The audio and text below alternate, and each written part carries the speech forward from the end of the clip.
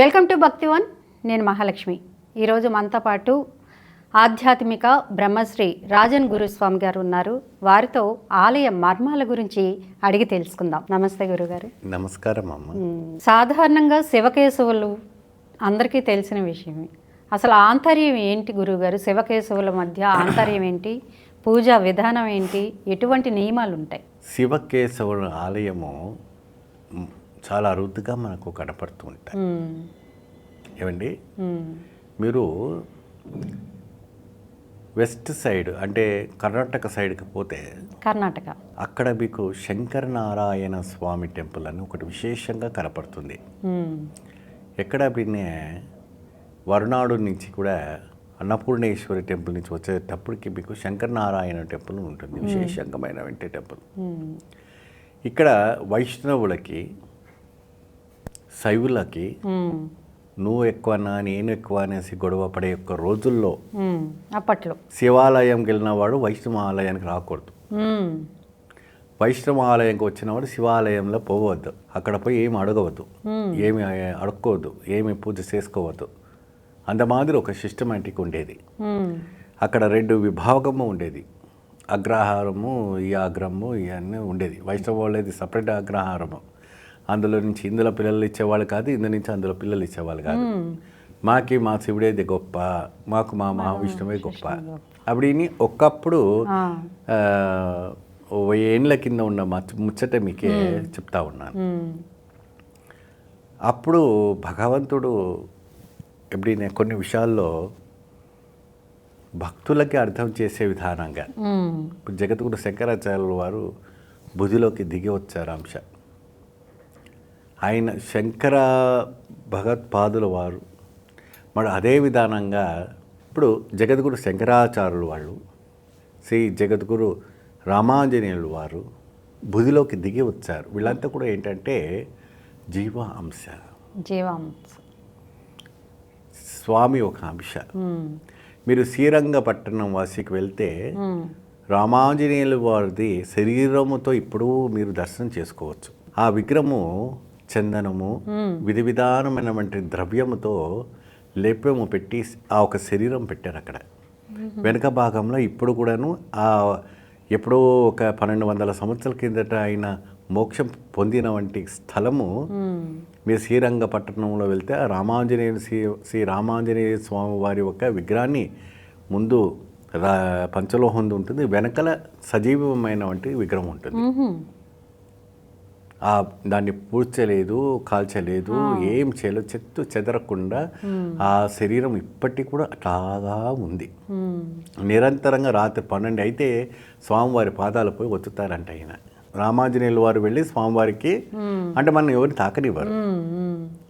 అంతటి పుణ్యాత్మలం కాదు కదా ఆయన మహాపుణ్య అవతారం పురుషుడు. అయితే ఆ రోజు ఉన్న టెక్నాలజీతో, ఆ రోజులో ఉన్నవంటి ఒక ఆయుర్వేదం మూలికలతో స్వామిని అంతా కూడా చేసేవారు. అయితే శంకరనారాయణ స్వామి అప్పుడు ఆ రోజుల్లో వీళ్ళంతా కూడాను ఇది ఇట్లా ఉంటే మంచిది కాదు ఇది అని వాళ్ళు శివుడు ఫస్ట్ అవతారం వాళ్ళ భూమిలోకి దిగి వచ్చిన తర్వాత మహావిష్ణు కూడా దిగి వచ్చి వాళ్ళ ఇద్దరు శరీర భాగం ఒకటి చేసినారు. ఎడమ పక్కన మహావిష్ణు, కుడి వైపున శివుడు. అప్పుడు ఎవరు విడదీస్తారు? శంకరనారాయణ ఇంతటి పని చేసినారా అప్పుడిని అంటే ఇవి ఇద్దరు ఒకరు. వారిని పూజించడం వల్ల హరిహరులను పూజించినటువంటి పవర్ పెరుగుతుంది. దానికంటూ ఒక విశేషమైనటువంటి ఏకాదశి రోజున, లేదంటే మాస శివరాత్రి రోజున, లేదంటే శని త్రయోదశి రోజున విశేషమైన అభిషేకం చేస్తే అతీత ఫలితం రావటం అని జరుగుతాయి.